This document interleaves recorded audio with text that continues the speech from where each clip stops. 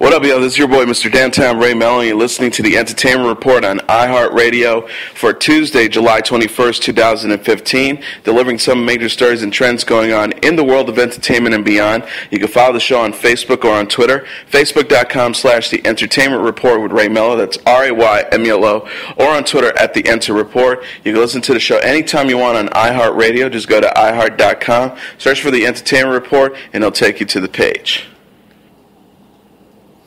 Greg Gutfeld, the host of Fox News' The Five, weighed in on the firestorm caused by Donald Trump's comments about Arizona Senator John McCain during Monday's episode, surprisingly taking conservatives and his own employer to task.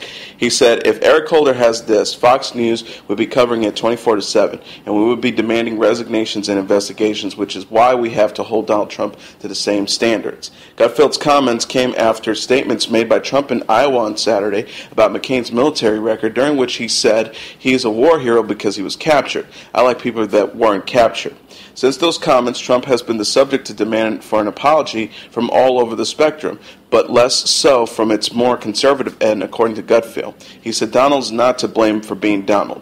The faults lie with those who yield to his rules. His repeated defenders always paint Trump's gaffes as blunt honesty. They let stuff slide. If Obama had mocked McCain's service, the right would storm the White House. McCain and Trump have been at odds since the senator slammed the billionaire during an interview with The New Yorker on Thursday, in which he says that Trump fires up the crazies with his immigration-focused ally in Phoenix last week. Trump has remained defiant since his response, refusing to apologize for his remarks about McCain's time as a prisoner of war. Gutfeld continued, "When you see righties defending jokes about POWs, it says the game of I'm more conservative than you is about ego and not issues. Trump, it's your ID, not your conscience. And so we embrace him, exposing TV's true purpose, which is ratings. An election is in 16 months, but ratings comes out for us every single day, and Trump delivers." Trump has received some bitter backlash over his scathing comments about Senator John McCain's military record, but none was as witty as Jimmy Kimmel on Monday night. Kimmel said it has been a disastrous few days for Donald Trump, fake presidential campaign. As you may have heard on Saturday, Trump appeared at something called the Family Leadership Summit in Iowa, where he had some very unkind words for Arizona Senator John McCain, the ABC late night host said on Jimmy Kimmel Live. "Can you imagine being tortured for 5.5 years in a Vietnamese prison camp, and the Vietnamese offer to release you, and you say no, not until you release the other Americans who have been there longer than I have, and then 42 years later, the host of Celebrity Apprentice, a man who the closest he ever got to battle was a fight with Rosie O'Donnell, a man whose greatest wartime accomplishment was brokering a peace treaty between Gary Busey and Meatloaf, belittles you and calls you a loser?" During his offensive rant, the GOP presidential contender said of McCain, "He's a war hero because he was captured. I like people that weren't captured." Trump, who was well known for hosting NBC's Celebrity Apprentice, also revealed that he disliked McCain since he lost to Barack Obama in the 2008 presidential election. "I never liked him after that," he said, "because I don't like losers." While McCain didn't expect a personal apology from Trump, he did think the real estate mogul may owe an apology to the families of those who have sacrificed in conflict and those who have undergone the prison experience in serving their country, he said on MSNBC Morning Joe on Monday. McCain got a half-hearted "I'm sorry" from Trump later that day when he appeared on Fox's The O'Reilly Factor, telling host Bill O'Reilly, "I have respect for Senator McCain. I used to like him a lot. I support him. I raised a lot of money for his campaign against President Obama, and certainly if there was a misunderstanding, I would totally take that back," he said, after O'Reilly had told him, "Come on, Donald, you know the way it came off wasn't correct." Trump also added that he would like McCain to do a better job of dealing with the immigration issue in Phoenix, Arizona. Just 3 months after Groove Shark shut down amidst a series of copyright infringement lawsuits, co-founder Josh Greenberg has been found dead at his Gainesville, Florida home. He was 28. Greenberg's body was discovered in his bed Sunday night by his girlfriend, with whom he shared a house, reported Gainesville.com. The Gainesville Police Department's official Twitter page confirmed Greenberg's death and stated that there was no evidence of foul play or suicide. His mother, Lori Greenberg, told the local news site that she was informed by police that there was no evidence of injuries or drugs, adding that her son had never been sick a day in his life. The medical examiner's autopsy found no explanation explanation for a cause of death, but toxicology results will take 2 to 3 months. They are as baffled as I am, Lori said. The tech entrepreneur founded Groove Shark at the age of 19 along with Sam Tarantino at the University of Florida. At the company's peak, Groove Shark employed 145 people. The controversial free streaming service, which once boasted 35 million users, shut down in April following a series of copyright infringement lawsuits by record companies for failing to receive permission for hosting music. Greenberg's mother said that he was more relieved than depressed following the company's closure and was excited about potential new things.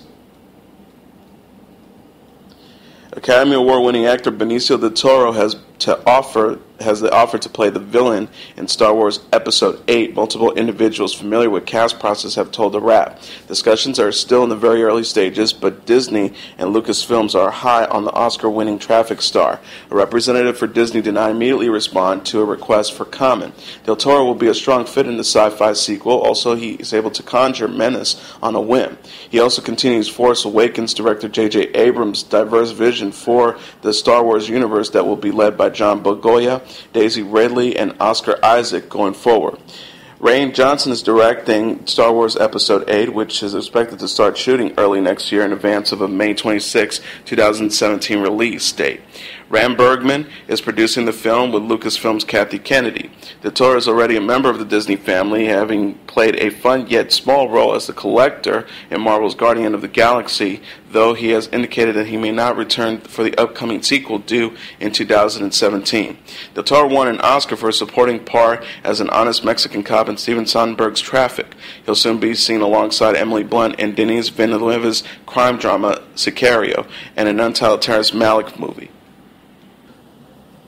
Jake Gyllenhaal has been praised for his knockout performance in the upcoming boxing drama Southpaw, and the actor and his co-stars proved Monday they shouldn't be messed with on the red carpet. Gyllenhaal played down-on-his-luck boxer Billy Hope, who struggles with drug abuse after losing his wife, played by Rachel McAdams, and his daughter, played by Una Lawrence, is taken from him. The only way Hope can win back his family and beat his drug habit is by going back into the ring for another pro boxing match with the help of trainer Titus Tick Willis, played by Forrest Whitaker. Despite the dark and serious plot of the Weinstein Company film, which was directed by Antoine Fuqua and written by Kurt Sutter, the stars had fun on the red carpet, showing off both their right and left hooks, which the movie is named after, during the New York premiere at AMC's Loew's Lincoln Square. Gyllenhaal, Eminem, and Michael Gomez posed for photographers with their fists up, while co-star 50 Cent didn't appear to be distracted from his recent financial problems after filing bankruptcy earlier this month. True Detective's actress McAdams revealed muscles of her own in a black dress with sexy cutouts, while Naomi Harris, who co-stars in the thriller as Angela Rivera, opted for a white one-shoulder dress. The View's host Rosie Perez modeled Tyson Bedford. 50 Cent's Power co-star Amari Hardwick and professional boxer Victor Ortiz also appear at the stars-filled event. Originally eyed for the role that ultimately went to Gyllenhaal, Eminem executive produced the soundtrack for Southpaw with his Shady Records and released his single for the soundtrack called Phenomenon on July 2nd. Eminem and Gyllenhaal jetted to New York after making a surprise visit to a Southpaw screening a day earlier in Detroit. Oscar-winning composer James Horner, who was killed in a plane crash on June 22nd, created the music for the film. The score will be released through Sony Classical on Friday, the same day Southpaw arrives in theaters. If the overwhelming amount of positive reviews didn't already convince you to go see Amy Schumer's new movie Trainwreck, then perhaps these endorsements from Hollywood's elite will.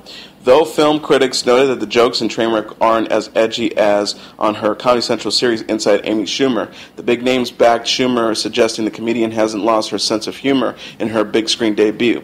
Jerry Seinfeld tweeted, "Couldn't love Trainwreck more at Amy Schumer, Too Good to Live, maybe the most opposite of the time movies ever made." Chris D'Elia wrote on Twitter, "Go watch the funny movie Trainwreck, some awesome people involved, and I wanted it to be a trilogy and a prequel." LeBron James, in the rom-com, Schumer plays Amy, a proud commitment phobe who lives by her own rules. Bill Hader stars as love interest Aaron, a sports doctor whom Amy must interview for Men's Magazine. LeBron James has also scored big with critics, playing himself and Aaron's best friend. Dwayne Johnson tweeted, "Congrats, my bud, talented chick at Amy Schumer on your big opening weekend. You're a big fucking star. Enjoy and keep grinding. Hashtag Trainwreck." Julia Lewis tweeted, "I absolutely love at Trainwreck movie. Everyone go see it. It is yaw on all levels." Beth Burrs tweeted, "I love at Trainwreck more than I love strawberry sour punch, straws, pasta, and late night taco truck runs. Go see it." Director Paul Feig wrote, "At Paul Feig, congrats at Amy Schumer and at Judd Apatow on Trainwreck. So happy for both of you. Go see this movie, people."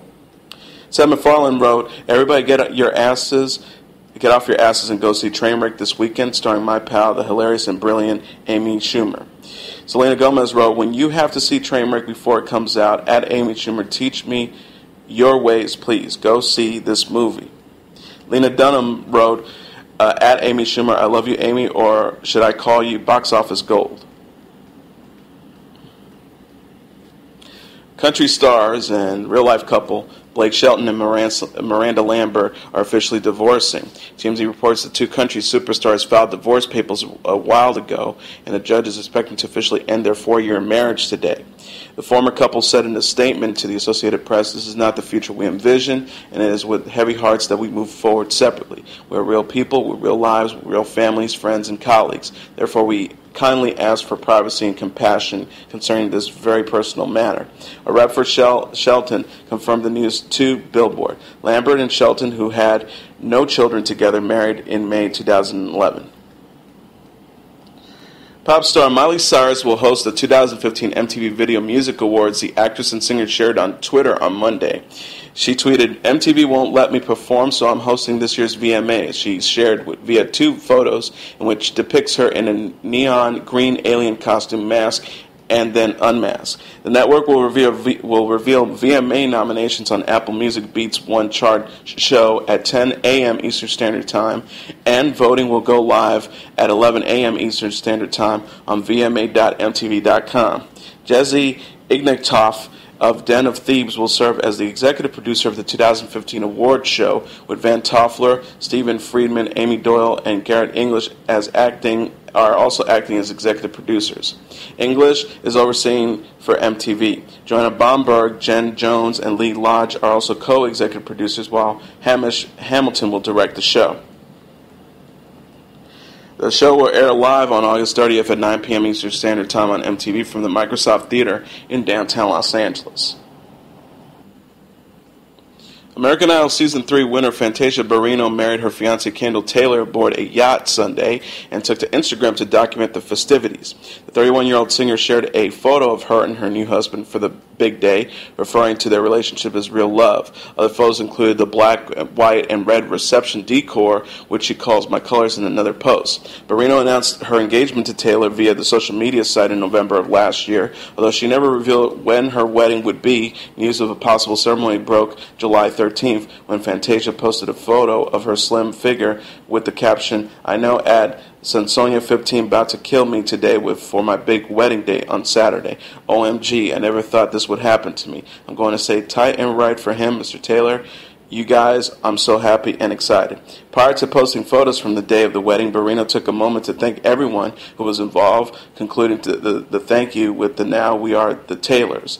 Here we come." Amid the wedding excitement, the singer hasn't said much about new music, but she told Billboard in June of 2014 that she was going back in the studio soon. Her last release was 2013's Side Effects of You, which reached number 2 on the Billboard 200 charts.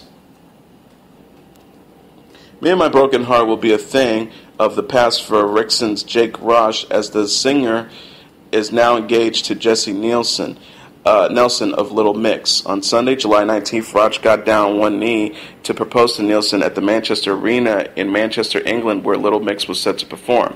Nielsen gushed on Little Mix's Instagram account, sharing a picture of the special moment. "I cannot believe what has just happened. The most surreal moment of my life, and everyone that I love was there to share it with us. I feel like the luckiest girl in the world right now. Literally cannot stop crying. Future Mrs. Roach." Her new fiancé posted the same image with the caption, "A year ago today, I met her at Manchester Arena, so it was only right, with a little help from my friend, that this happened. Best day of my life." That friend was none other than pop star Ed Sheeran, who can be seen holding a guitar in the background of the proposal picture. The BBC reports that Sheeran performed an acoustic version of the romantic Tenerife Sea at Little Mix's soundcheck while Rog asked the big question. Rog gave him a more detailed shout-out via Twitter. He tweeted, "Travel 5 hours to sing our favorite song of his day off. I will never be able to repay you. Love you, pal," at Ed Sheeran. Ed Sheeran responded, "At Jake at hashtag Rixton. My absolute pleasure. Thanks for the KFC."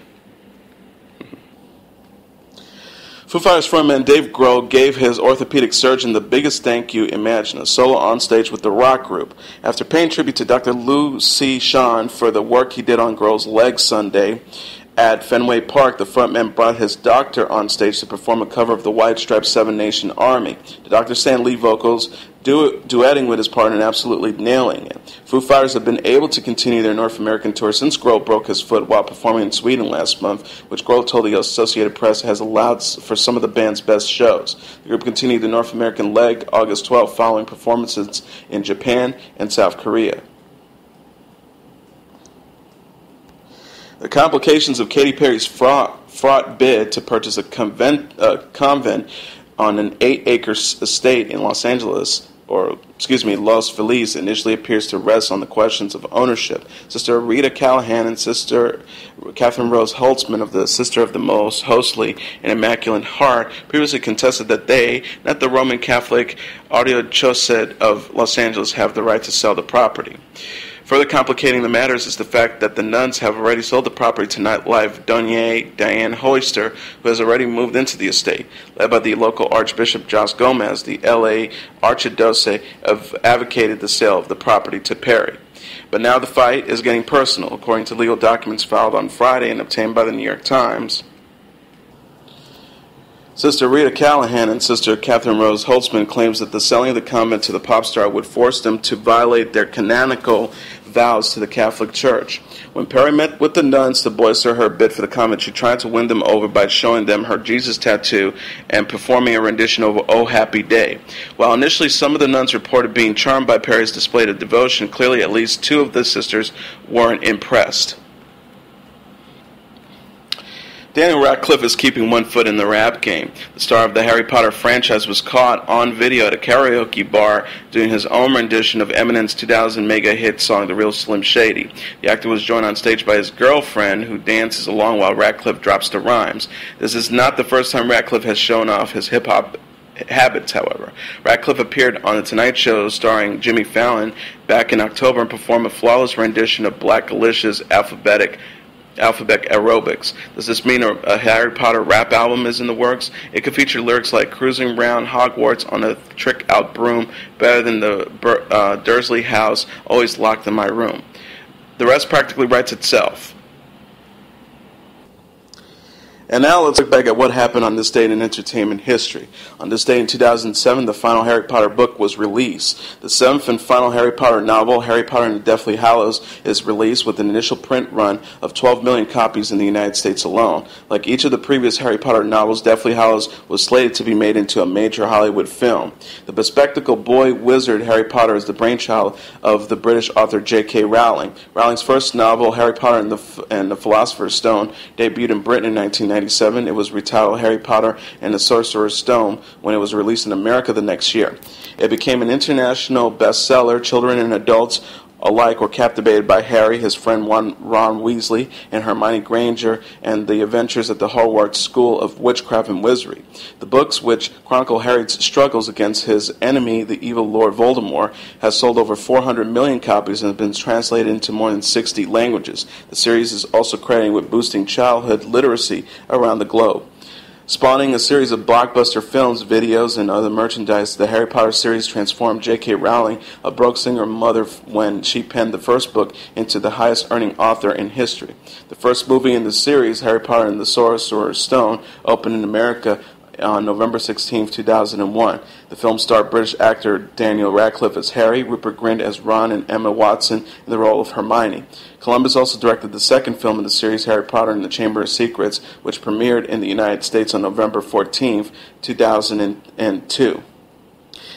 The Mexican director Alfonso Cuarón helmed the third film, Harry Potter and the Prisoner of Azkaban, which opened in America on June 4th, 2004.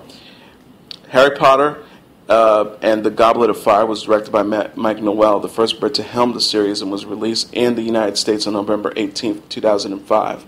The fifth film, Harry Potter and the Order of the Phoenix, was directed by David Yates and opened in America on July 11, 2007. Yates also directed the next film of the series, Harry Potter and the Half-Blooded Prince, in 2008, and is scheduled to helm the adaptation of the final novel, Harry Potter and the Deathly Hallows, which was released in 2012 as two separate films. And that is your entertainment report for Tuesday, July 21st, 2015. I'm your host, Mr. Downtown Ray Melo. I'll be back tomorrow to deliver some major stories and trends going on in the world of entertainment and beyond. You can follow the show on Facebook or on Twitter, facebook.com/The Entertainment Report with Ray Melo. That's RAYMELO. Or on Twitter at The Enter Report. You can listen to this episode or any previous episodes of The Entertainment Report with Ray Melo on iHeartRadio. Just go to iHeart.com, search for The Entertainment Report, and it'll take you to the page. Good night, and God bless you all.